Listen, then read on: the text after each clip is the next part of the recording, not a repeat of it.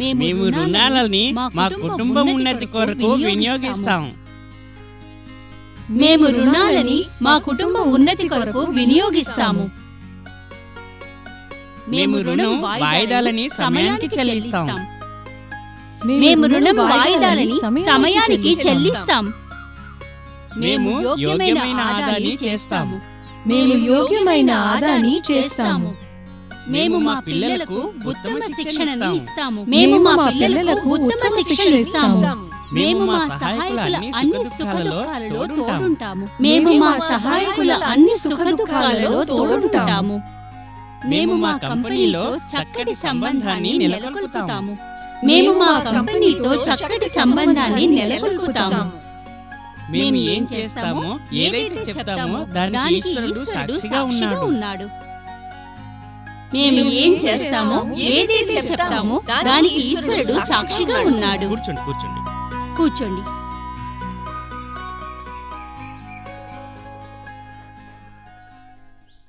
మీ అందరికీ ఈ విషయం చెబుతుంటే సంతోషంగా ఉంది. అదేమిటంటే మనతో మాట్లాడడానికి మన కంపెనీ జోనల్ మేనేజర్ గారు ప్రీతి మేడం వచ్చారు. నేను లక్ష్మీ మేడంని అభ్యర్థిస్తున్నాను వారికి ప్రీతి మేడంకి పువ్వులిచ్చి స్వాగతించమని.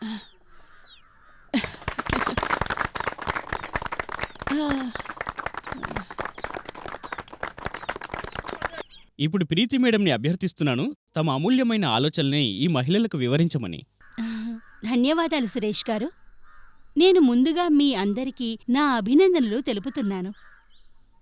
మీ అందరూ మీ వ్యాపారాన్ని ఎలా పెంచుకున్నారో ఇంకా పరివారం ఉన్నతికి మీరు చేస్తున్న కృషిని చూశాక నాకు చాలా సంతోషంగా ఉంది. ఇదే విధంగా మీరు కంపెనీ నుండి తీసుకున్న రుణాన్ని కూడా ఎంతో నిజాయితీతో చెల్లించడం చూశాక నాకు చాలా సంతోషంగా ఉంది. బహుశా మైక్రో క్రెడిట్ మీకు మంచి లాభదాయకంగా ఉన్నట్లుంది. ఏం లక్ష్మక్క, లాభదాయకంగా ఉందా? చాలా లాభదాయకంగా ఉంది. మునుపు పని కోసం డబ్బు అవసరం అయితే ఇక్కడ అక్కడ అడిగి ఇబ్బంది పడేవాళ్ళం. అవును, మరింకేంటి? ఇప్పుడు చూడండి, బ్యాంకు సులువుగా రుణం ఇస్తుందా ఏమిటి? షావుకారు నుండి తీసుకున్న రుణం ఎక్కువ ఖరీదుంటుంది. ఇలాంటి ఇబ్బందుల్లో ఇరుక్కుపోయి ఉన్నాం మేము. అయితే మీ ఫైనాన్స్ కంపెనీ ఇంట్లో కూర్చునే రుణం ఇచ్చేసింది. ఇప్పుడు ఎంతో లాభంగా ఉంది మాకు. ఏమంటారు? మీరు చెప్పండి మరి. అవును మేడం, లక్ష్మి సరిగ్గా చెప్తుంది. ఇది విన్నాక చాలా సంతోషంగా ఉంది. ఇంకా ఎన్నో చోట్ల కొన్ని దుర్ఘటనలు కూడా జరిగాయి. ఈ సౌకర్యాన్ని దుర్వినియోగం చేయడం జరిగింది. దాంతో కంపెనీకి నష్టం జరిగింది. ఇంకా ఎంతోమంది మహిళలకు నష్టం జరిగింది. మేడం, మీరా రామ్నగర్లోని అంబే గ్రామానికి జరిగిన దాని గురించే మాట్లాడుతున్నారు కదూ? అవునండి, సరిగ్గా చెప్పారు. అక్కడ ఏమైంది మేడం? అంబే గ్రామంలో ఒక ఫ్యామిలీ ఉంది. జందాడి మన్మడ్, అతని భార్య సుశీల, బాబు పాప ఉంటారి జందాడి పరివారంలో. ఓ రోజు మాధవ్ గారు, ఓ మాధవ్ గారు, ఇంట్లో ఉన్నారా? ఎవరు చూడు.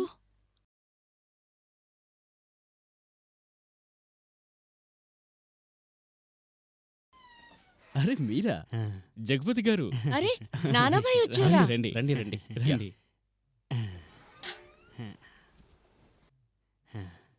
ఇలా కూర్చోండి. అరే చాలా వేడిగా ఉందా మీ ఊళ్ళో?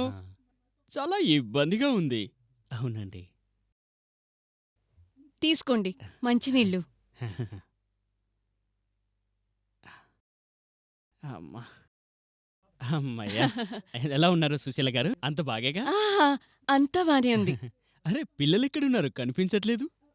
వాళ్ళిక్కడ దగ్గరలోనే స్కూల్ పిక్నిక్ అని వెళ్లారు. ఆలస్యంగా వస్తారు. పిల్లల కోసం నీ తీసుకొచ్చా. అరే అరే, ఇవన్నీ ఎందుకండి?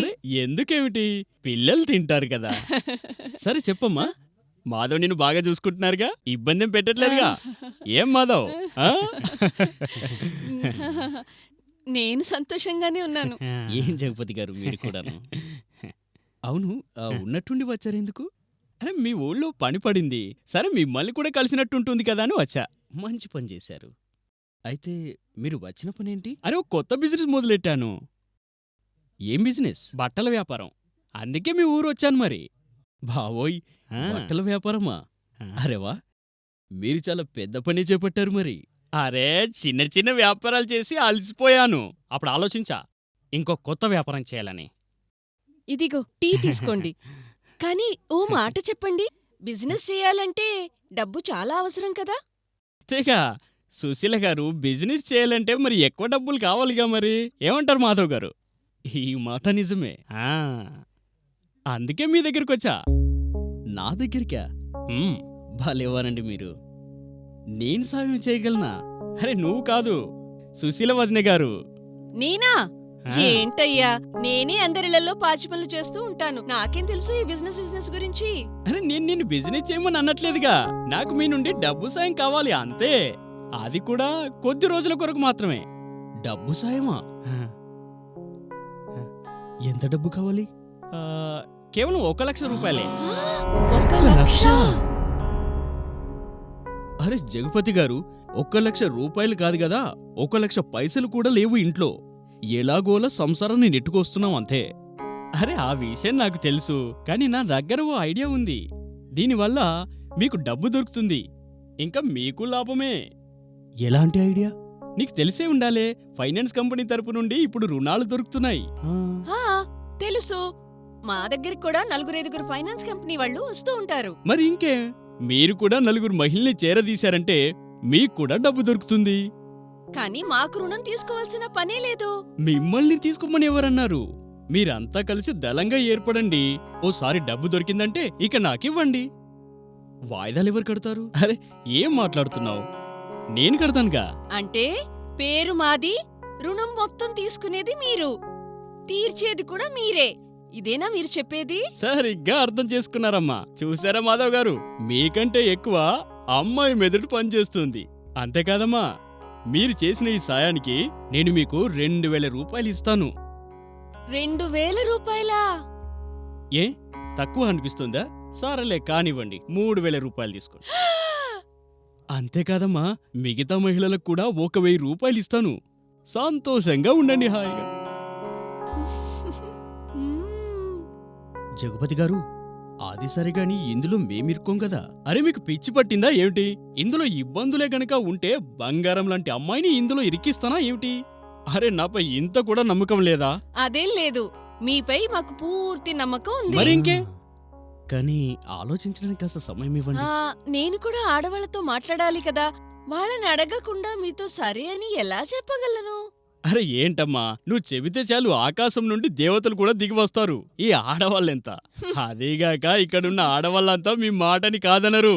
నాకు తెలుసా విషయం. అయినా కొంచెం సమయం కావాలి కదా. సరే ఓ పని చేద్దాం. ఈ రోజు 28వ తారీఖు, నేను 1వ తారీఖు నాడు ఓన్లీ వస్తా. అప్పటికి మీరంతా ఓ నిర్ణయానికి రండి, సరేనా? మాధవ్, ఈసారి నాకు సాయం చేయి మిత్రమా. ఈ బిజినెస్ వృద్ధి అవుతే నిన్ను 20% పార్ట్నర్ని చేస్తాను. సరే జగపతి గారు, మేము ఆలోచించుకొని చెప్తాం. అరే మీరు భోంచేసి ఆ, వెళ్ళండి. వద్దు, వద్దు, అవునండి, నాకు ఇంకా బయట చాలా అవునండి. పనులున్నాయి మరి. కొత్త వ్యాపారం మొదలెట్టానుగా, అస్సలు తీరికే లేదు మరి. మళ్ళీ వస్తానుగా, అప్పుడు భోజనం చేస్తాను. ఏవండి, ఆ ధనం పని మాత్రం తొందరగా చేసేయండి.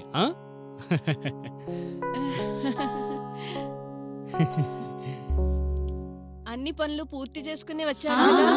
వెళ్ళిపోవాలని ఆ. తొందర లేదు కదా. సుశీల 4 మహిళల్ని సిద్ధం చేసింది. వారందరూ కలిసి గ్రూప్గా మారారు. ఎందుకంటే వారి అప్రైజల్ రిపోర్టు బావుంది. అందుకు 75,000 రుణం లభించింది. దాన్ని వారు నానాకి ఇచ్చేశారు. మొదట్లో నానా సమయానికి వడ్డీ చెల్లించేసేవాడు. కానీ కొన్ని రోజుల తర్వాత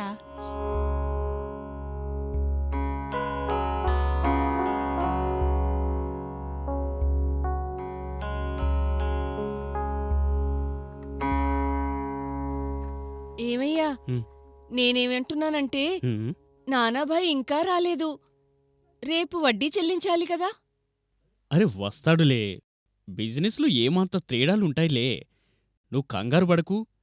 ఇంకో రొట్టివు. అరే ఆయన ఒకవేళ రాకపోతే మనం డబ్బు ఎలా కట్టగలం? అలా ఎలా రారు? ఇప్పటి వరకు ఇచ్చిన మాట ఎప్పుడైనా తప్పారా? గత 3 నెలలుగా వాయిదాల సమయానికి చెల్లిస్తున్నారు గదా. ఆ కట్టారు. అయినా ఈసారి చాలా ఆలస్యం అయింది. అందుకే నాకు కంగారుగా ఉంది. నేనేమంటున్నాను, హ్మ్. ఒకసారి మీరు ఆయనకి ఫోన్ చెయ్యొచ్చు కదా. మీ ఆడవాళ్ళు కూడా కారణం లేకుండానే కంగారు పడతారు. సరే, అన్నం తిని ఫోన్ చేస్తాను. ఇప్పుడే చేయనా ఏమి? అరే నా ఉద్దేశం అది కాదు. నిదానంగానే తినండి. ఆ తర్వాతే ఫోన్ చేయండి. మ్. హా? ఆహా సరే సరే సరే సరే పెట్టేస్తున్నాను. ఏమైంది? నేను చెప్పింది అదే అయింది. బిజినెస్ పని మీద జగపతి ఊరెళ్ళారు. అక్కడే ఇరుక్కుపోయారు. ఆ, రేపటి వరకు వచ్చేస్తారు కదా? లేదు అంటున్నారు 3-4 రోజులు పడుతుందని. 3-4 రోజులా? మ్మ్. మరి రేపు డబ్బు ఎవరు కడతారు? నువ్వు ఏదైనా చెయ్యు. మీ దళం మహిళలతో మాట్లాడు. వాళ్ళకి వివరించు. జగపతి 3-4 రోజులు వచ్చేస్తారని వాయిదాలు చెల్లేస్తారు. సరే మరి. ఏదో ఒకటి చెయ్యాలిగా ఇంకా.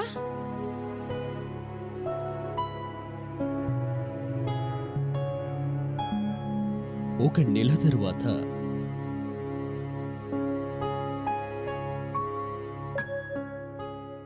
అరే, మ్మ్. ఆ నానాభాయ్తో మాట్లాడావా లేదా? అరే 2-3 రోజుల నుండి ఫోన్ చేస్తున్నాను కానీ దొరకట్లేదు. అయినా 3 రోజులుందిగా వాయిదాలు కట్టడానికి. చూడండి, మీరింకోసారి ప్రయత్నించి చూడరాదు? సరే సరే సరే.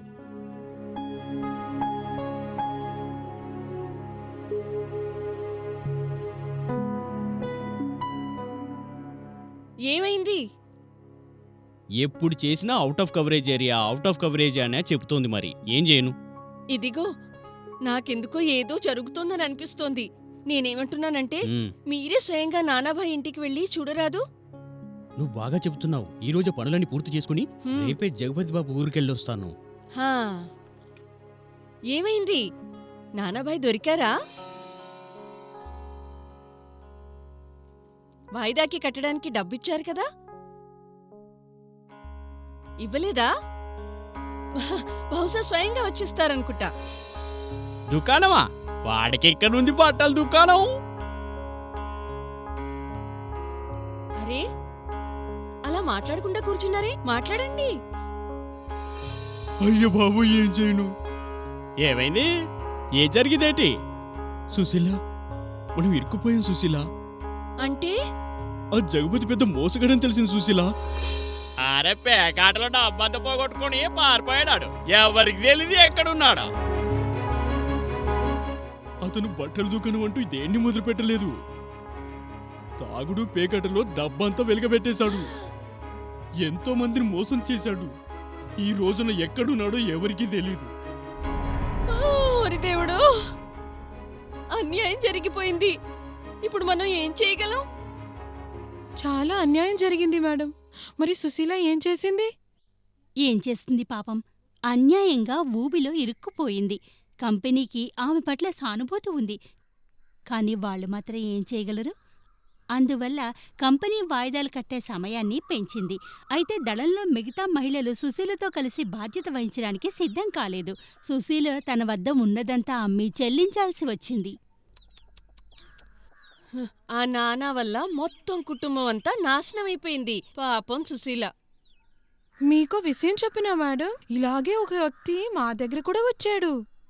మీరంతా దళం ఏర్పరచుకోండి, రుణం తీసుకోండి, దానికి బదులుగా మీకు కమిషన్ దొరుకుతుందని చెప్పేవాడు. అయితే మా దళం మహిళలు ఒప్పుకోలేదు. మాలో ఏ ఒక్కరూ అతని మాటల్లో పడలేదు కాదా? చివరికి వెళ్ళిపోయాడు. అలాగే చెయ్యాలి. మీరంతా ఇలాగే ఐక్యంగా ఉంటే ఇక ఎవరు మిమ్మల్ని మోసం చేయలేరు. మరి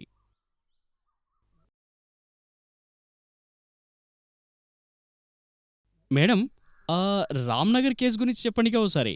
అదా చెప్తాను. కాని మీ దగ్గర సమయం ఉంది కదా, లేకుంటే కబుర్లు చెప్పుకుంటూనే ఉంటాం. పని అలాగే ఉండిపోతుంది. లేదు, ఆ విషయం వదిలేయండి. మీరు చెప్పండి. దాంతో మాకి అన్ని విషయాలు తెలుస్తాయి. అవునా? రామ్నగర్లో రేవతి తన భర్తతో ఎంతో సంతోషంగా ఉంటోంది.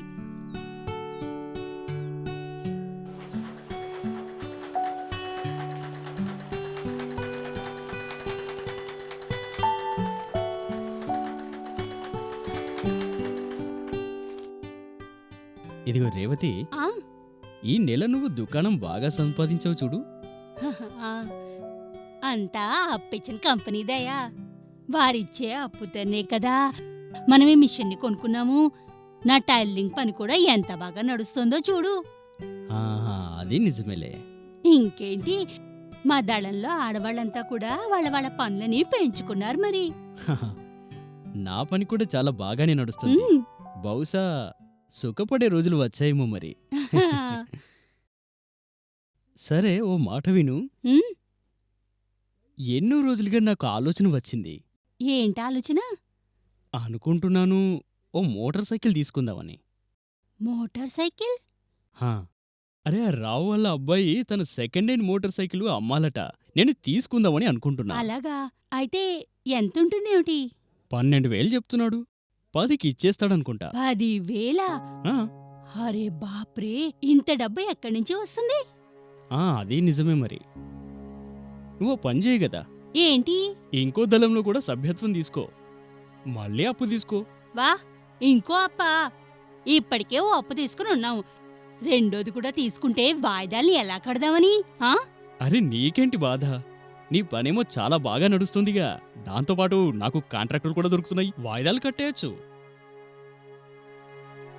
నాన్న, మనం కలర్ టీవీ తీసుకుందామా? అరే బంగారు తల్లి, అంత డబ్బు ఎక్కడి నుంచి వస్తుంది? ఆ? నాన్న, మోటార్ సైకిల్ తర్వాత తీసుకో, ముందు కలర్ టీవీయే కావాలి. చూడమ్మా, నీకు తెలుసు కదా పనికి నేను ఎంతో దూరం వెళ్లాల్సి ఉంటుంది. సైకిల్ నడిపి నడిపి నా కాళ్ళు అరిగిపోతున్నాయి మరి. అందుకే నేను మోటార్ సైకిల్ కొంటున్నానమ్మా, తెలిసిందా? ఏం నాన్న, అమ్మ నువ్వైనా చెప్పు కదా నాన్నకి. లేకపోతే ఒక పని చేద్దామా మమ్మీ, నువ్వు ఇంకొంచెం డబ్బు తీసుకునిరా, మనం మోటార్ సైకిల్ని తీసుకుందాం, కలర్ టీవీని తీసుకుందాం. బావుంది. కొడుక్కి తండ్రి పొలకే వచ్చింది. అరే నా పిల్లల్లారా, అంత డబ్బుని ఎక్కడి నుండి తెస్తాము? నాన్న, మోటార్ సైకిల్ తర్వాత తీసుకోండి, ముందు మాకు టీవీయే కావాలి. ఆగండి, హ్మ్. పేజీలు పెట్టకండి. ఇంకా డబ్బు తేవాలట.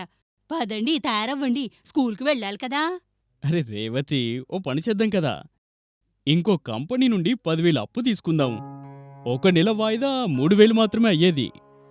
అరే మళ్ళీ అంత అప్ప? అమ్మ, ఇప్పుడు కాదనుకు నువ్వు. నాన్న చెప్పేశారు, కలర్ టీవీ తీసుకోవాలంటే తీసుకోవాల్సిందే. అరే రేవతి, నువ్వెందుకు కంగారు పడుతున్నావు? నేనున్నానుగా, చెల్లించేద్దాం. నిశ్చింతంగా ఉండి అప్పు తీసుకో. సరే అయితే మనం మనం కలర్ కలర్ టీవీ టీవీ తీసుకుంటున్నాం. తీసుకుందాం, తప్పకుండా తీసుకుందాం.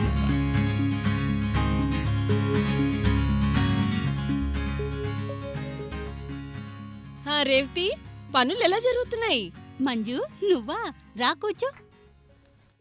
నా పని బాగానే నడుస్తోంది. నువ్వు చెప్పు, నీ చీరల వ్యాపారం ఎలా నడుస్తుంది? చాలా బాగా నడుస్తోంది. కంపెనీ వాళ్ళు ఇచ్చిన అప్పుతో మా దళం ఆడవాళ్ల వ్యాపారం చాలా బాగా నడుస్తోంది. హా, అది నిజమే అనుకో.